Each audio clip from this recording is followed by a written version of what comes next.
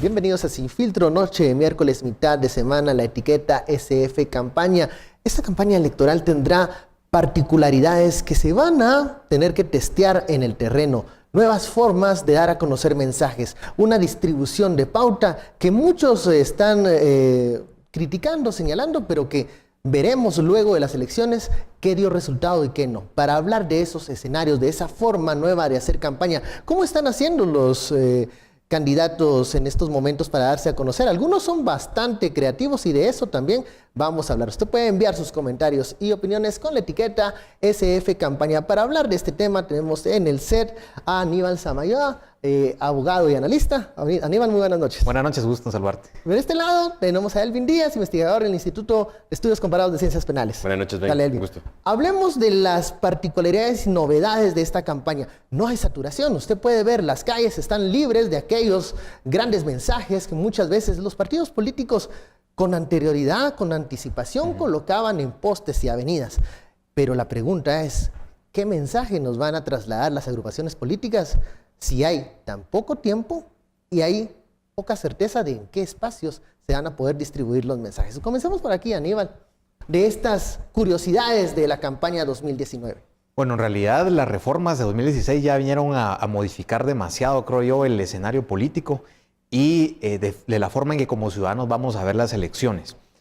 Parte de eso son los tiempos. Uno de esos es el tiempo de campaña electoral que van a tener precisamente los partidos, que se reduce de lo que habíamos venido hace 4 años. En enero ya teníamos saturadas, como bien mencionadas, de una contaminación visual increíble, calles, avenidas, montañas pintadas, etcétera, sobre propaganda electoral. Ahora tenemos un periodo corto de 2 meses en donde, bueno, básicamente 2 meses en donde en realidad se va los candidatos a promover. Y creo que aquí es donde empiezan en realidad no solo las dudas en pauta publicitaria, pero también recordar que la pelea se va a trasladar a redes sociales. Creo que ahí va a ser el gran tema y es donde de alguna forma logran subsanar esta limitación que se establece en las reformas de ley. ¿Crees que va a haber entonces saturación de mensajes, pero por redes sociales? Yo creería, en realidad es los candidatos, creo que lo vamos a abordar en su momento, pero creo que ahí es donde empiezan a verse los hoyos de ley, ya empiezan algunos a promocionarse a través de redes sociales sin que la campaña también haya empezado. Yo creo que hay que reconocer también que hay campaña anticipada de alguna parte de algunos candidatos. Sin embargo, al final yo sí creería que parte de esta campaña, la curiosidad es cómo van a los candidatos lograr trasladar a nosotros los ciudadanos su plan de gobierno. Creo que para mí esa es la mayor preocupación en limitación de medios, en limitación de propaganda y en limitación de tiempo. ¿Cómo vamos a hacerlo en los 4 años anteriores la campaña era un poco más agresiva, era más intensa, aún así costaba enterarse de los planes de trabajo? ¿Cómo lo vamos a hacer esta campaña? Ya lo dice Aníbal, en los comicios anteriores abundaban esta propaganda, este proselitismo, esta campaña. Ahora, ¿qué tanto de lo que nosotros veíamos en aquellos años nos informaba de la propuesta? La preocupación es si esos años había mucho y no se conocía a profundidad la propuesta, ¿qué vamos a conocer ahora con esta nueva distribución y esta nueva forma de presentar la campaña electoral? A mí me parece que hay que rescatar el objetivo central de la reforma del 2016. Es una reforma que deviene como una demanda de todo lo que sucedió en 2015. Yo creo que se hablaba mucho de reformas principales al Estado y una de ellas era el régimen electoral, o mejor dicho, el sistema político.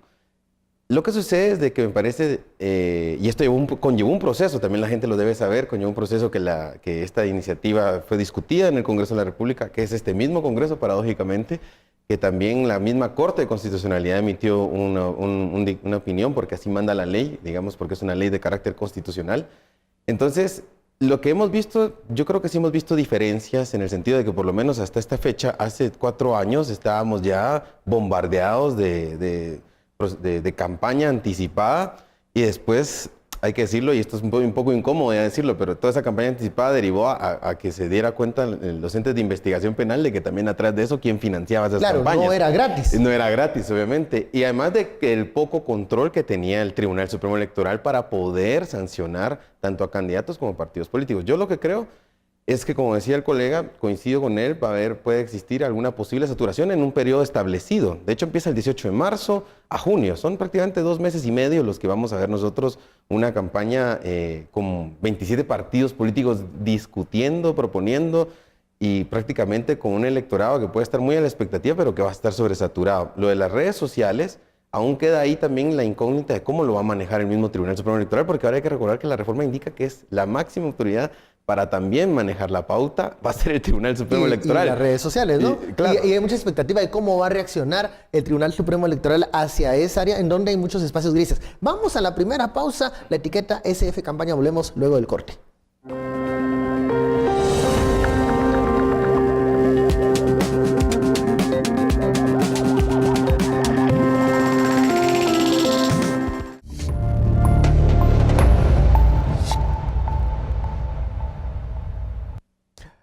Seguimos en Sin Filtro con la etiqueta SF Campaña. Hablábamos en el bloque anterior de que algo que es una certeza es que el tiempo va a ser más corto y estamos a la expectativa de cómo los partidos van a reaccionar, cómo van a trasladar sus mensajes y si van a ser, digamos, más creativos para hacerlos llegar en tan corto tiempo y en menos espacios.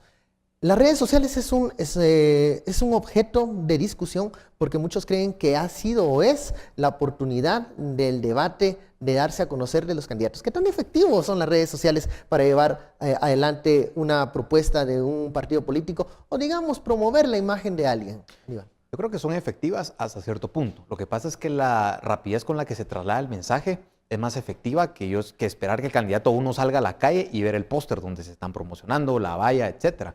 Al final creo que es efectiva, pero como la red social tiene la naturaleza de que espera los mensajes cortos y breves, pues al final, ¿qué tan efectivo es para trasladar en realidad un plan de gobierno? Pero al final, ¿qué tan efectivos somos nosotros como ciudadanos para que nos interesar por ese plan de gobierno? Yo al final le criticaría algo a la reforma, y es que la naturaleza de un proceso electoral es ofrecer la oferta política. Es que esa es la naturaleza. Yo sé que tal vez a muchos no les va a gustar lo que estoy mencionando porque van a decir, no, es que estamos saturados de... Sí, lo que pasa es que las prácticas de mejora de cómo hacer la oferta, eso es lo que hay que mejorar. Pero es mejor regular bien un derecho, que es el derecho a elegir y ser electo, que en este caso pues abarca a ambos lados, que restringir mal el ejercicio del mismo. Porque al fin y al cabo, ¿cómo nos vamos a enterar nosotros? No es el periodo corto de tiempo, es inclusive la pauta publicitaria que se tiene. Entonces, ¿a dónde migramos?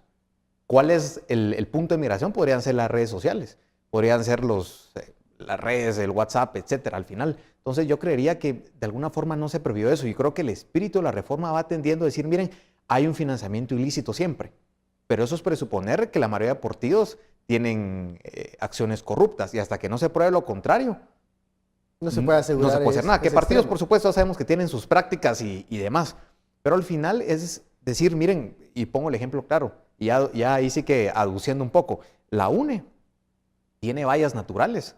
Ahí vemos las paredes, vemos las montañas puestas. ¿Cuál va a ser entonces la diferencia entre tener 8 vallas de los otros con tener tal vez más de 300 montañas pintadas, piedras, paredes, postes, cualquier otra cosa? Entonces ahí creo que no se entiende mucho. O sea, estoy diciendo que se restringe demasiado en lugar de entender las libertades que puede tener una verdadera campaña electoral. Aníbal menciona que la naturaleza de la campaña es debatir ideas y propuestas, pero eso realmente sucede porque hemos visto que la calidad de las campañas anteriores son muy superficiales. ¿Vamos a seguir teniendo eso?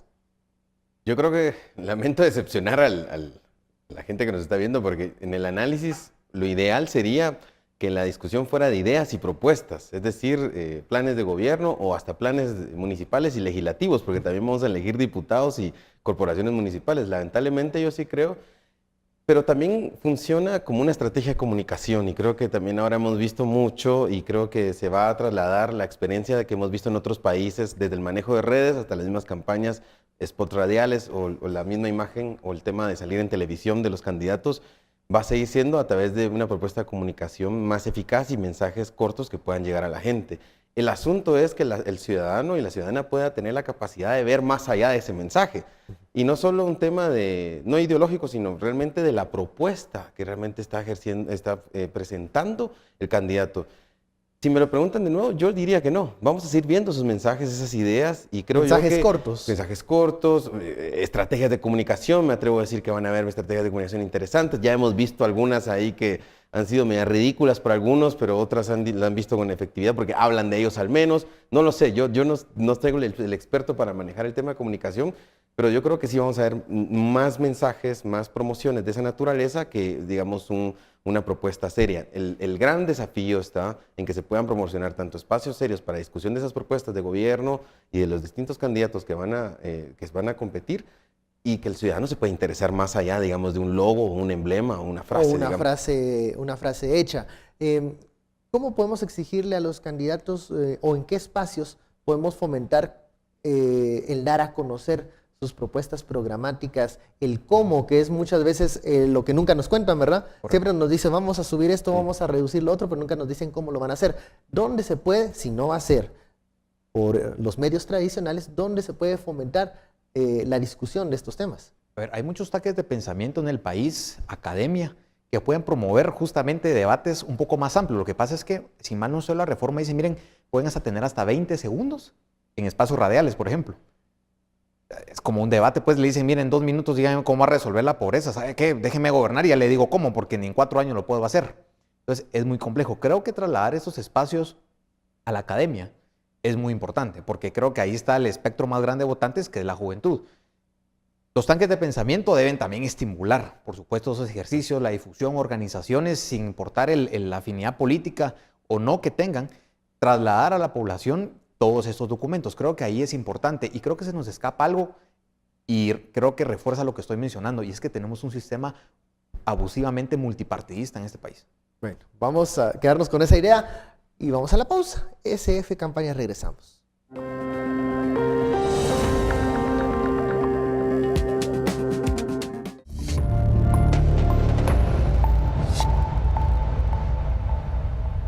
Regresamos a Sin Filtro. Estamos hablando de esta nueva forma de hacer campaña que comenzará ya en marzo con las modificaciones a la ley electoral y de partidos políticos. Hemos visto que los candidatos no han perdido tiempo y siguen promoviendo su imagen, digamos, en las zonas grises que dejó la norma, en el margen de lo que es o no legal, pero allí están en redes sociales, que salen en una foto, salen publicitando tal vez un producto, pero ellos no quieren dejar de aparecer en cámaras, en espacios públicos, radiales, en redes sociales. Entonces, pregunto aquí a los invitados, ¿se está respetando el espíritu de este periodo de inscripciones de candidatos para iniciar en marzo de lleno la campaña? Es que no se está entendiendo más bien la norma. ¿Cuándo es campaña? ¿Cuándo es periodo de afiliación? ¿Cuándo es la mera elección? Creo que los candidatos están diciendo, miren, nos están dejando atrás. Lo que a mí me extraña es que yo he visto, por ejemplo, algunos funcionarios públicos ya en el ejercicio que van a reelegirse y sienten que la carrera ya se les fue. Ya se les fue. Por supuesto, ¿verdad? Sus secretarios generales dicen, miren, nosotros tenemos la estructura más grande de Guatemala. No, lo que tienen la estructura más grande tal vez de antivotos, porque si fuera más grande de partidos ya habrán quedado de qué ratos. Sí, pero no han quedado. Entonces dicen, miren, adelantemos pasos. Yo apelaría, a la ética de campaña. Es igual ética pública al momento de ejercer. Pero si no somos éticos, no somos claros, si no interpretamos bien la norma, yo no voy a dudar yo que no hayan abogados dentro de los partidos políticos que saben interpretar la norma. Lo que pasa es que sienten que el poder ya lo tienen, se sienten ganadores, entonces miren, interpretémosla como mejor nos da porque el partido tiene buenas intenciones. No, si nadie está juzgando las buenas o malas intenciones que tenga un partido. El punto es cómo se interpreta realmente la norma, y el periodo de campaña en realidad no ha empezado. Ahora, ¿hay dudas en lo que la norma o en los límites que la norma establece, o realmente lo que se está haciendo es que se está jugando la vuelta, Elvi? No, yo creo, vamos a dar el beneficio de la duda. Creo que sí hay realmente la reforma del 2016 es una reforma sustantiva, pero con expectativas muy altas, y sobre todo, lo que yo he dicho en otros espacios es con muchos desafíos para el Tribunal Supremo Electoral en cuestión del control. Lo que sí está claro es que los partidos políticos siguen siendo los de siempre, entonces no deberíamos de sorprendernos malas interpretaciones o buscar de alguna otra forma siempre escabullirse para poder evitar el control de parte de la autoridad, que es en este caso el Tribunal Supremo Electoral. Ese tipo de métodos van a existir siempre. Estamos hablando de los mismos partidos políticos. La idea es que a través de esta reforma el tribunal tuviera más herramientas para poder ejercer control, que realmente era, como dicen, la forma de chiste, ¿no? Que sea realmente un Tribunal Supremo, ¿verdad?, electoral, en el sentido de que no solamente tendría que llegar a términos de negociación, sino que pudiera controlar de manera eficaz a los partidos políticos. Yo creo que van a seguir existiendo estas lagunas, estas interpretaciones distintas. Será un un reto por el Tribunal Supremo Electoral y los magistrados que deban de ir generando las pautas adecuadas para cómo normar todo lo que es la campaña. Yo lo que comparto mucho lo que decía Aníbal, o sea, yo creo que no se están distinguiendo bien los tres momentos del proceso electoral. Ahorita estamos en la fase de inscripción de candidatos, ¿sí? Que termina el 18 de marzo y prácticamente ahí arrancamos la campaña. Pero se ve que hay nerviosismo de los candidatos de no aparecer por lo menos públicamente, no promover su imagen ya. En algunos se ha visto eso, en otros han tenido que promocionar más bien mensajes emotivos,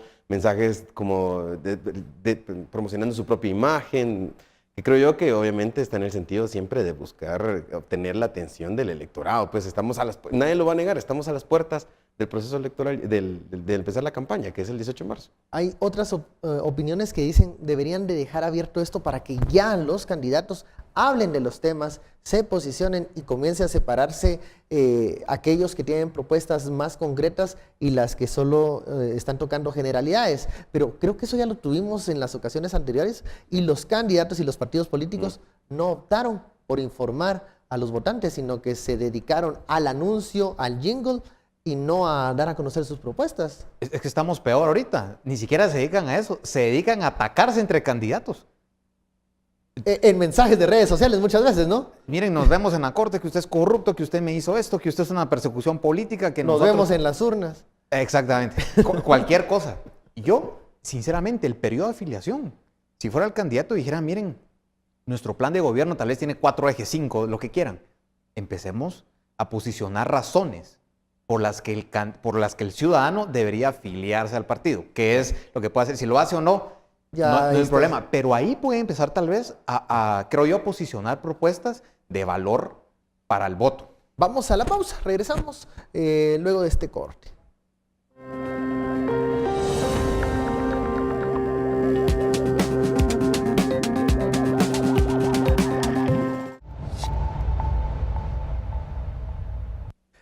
Seguimos acá en Sin Filtro, la etiqueta SF Campaña, hablando de las particularidades, peculiaridades que tendrá esta elección 2019, la forma como los partidos políticos van a dar a conocer su propuesta. Nos preguntamos si les interesa realmente a los partidos políticos dar a conocer el cómo van a lograr aquello que ellos están ofreciendo, o se quedarán con lo mismo, con anuncios, frases hechas y el famoso jingle. Entramos al espacio de las conclusiones.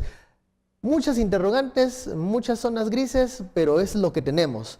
¿Qué puede hacer el ciudadano para poder informarse con estas modificaciones a la ley electoral que obviamente se van a traducir en otra forma de comunicar la campaña?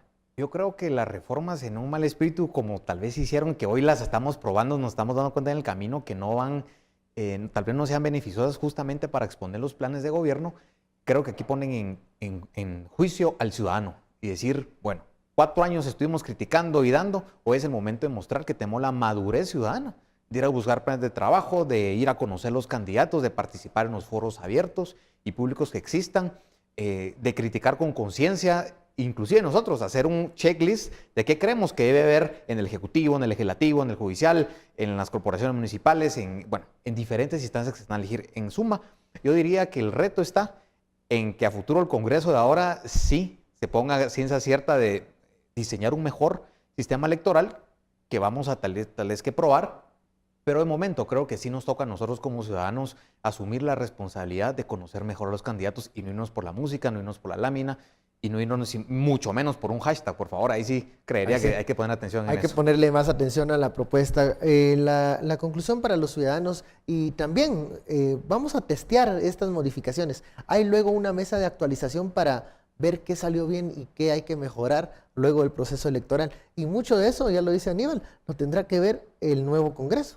Totalmente. Yo creo que los desafíos que hemos hablado para las autoridades y para los mismos partidos políticos que son los principales protagonistas de un proceso electoral con sus candidatos, conlleva también despertar en la ciudadanía la atención más allá de lo que mencionaba Aníbal. Yo creo que el punto de arranque para poder elegir buenas autoridades y que realmente nos sintamos al menos representados por una buena parte en los puestos de poder importantes de este país, es realmente conocer sus propuestas. Yo creo que no podemos seguir cayendo en esa misma dinámica, si es cuestionar al individuo, cuestionar a la persona que se pueda integrar más, interesarse más sobre todo en los aspectos sustantivos. Yo creo, y aquí me uno un poco porque también lo hago desde la perspectiva donde yo he trabajado, y Aníbal lo había mencionado anteriormente, hay muchos centros de pensamiento que han trabajado ya muchas propuestas que puede ser la misma agenda para lo que el Estado está necesitando en sus principales debilidades, en justicia, en sistema político, en cuestión económica. Yo creo que hay bastantes propuestas formuladas.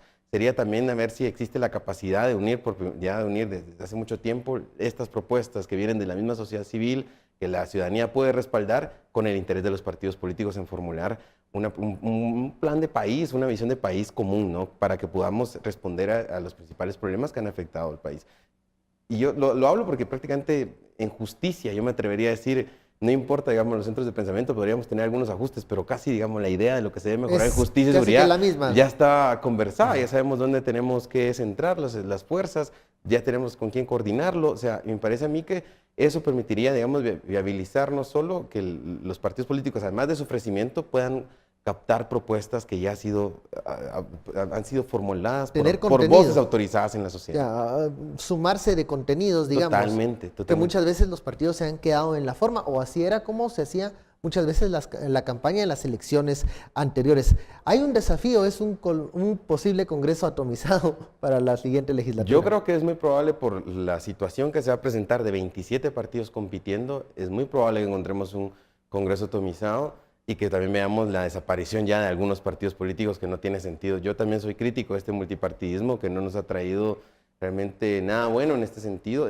Entiendo de que está pensado para el ejercicio democrático y la proliferación de ideologías y lo que ustedes quieran, o representación de intereses, pero creo yo que 27 partidos políticos también es insostenible. Habrá que ver cómo termina este Congreso de la República, pensando de que más allá de la bandera también se puedan priorizar la representación de los intereses de la sociedad en general. Yo creo que hay que trabajar en función del bien común, en función de lo que establece la propia Constitución y en función de las principales necesidades. Yo creo que ahí ya se ha construido bastante esa visión de un pacto de ciudadanía, mejor dicho, de hablar en esos términos para poder formular una propuesta viable que el país necesita. Bueno, hemos llegado al final de esta media hora de análisis. Muchísimas gracias, Elvin. Aníbal, estaremos expectantes ante la forma de comunicar las ideas y las propuestas de los partidos, esperando que las agrupaciones políticas prioricen dar a conocer sus programas y no tanto la forma o el color de los mensajes.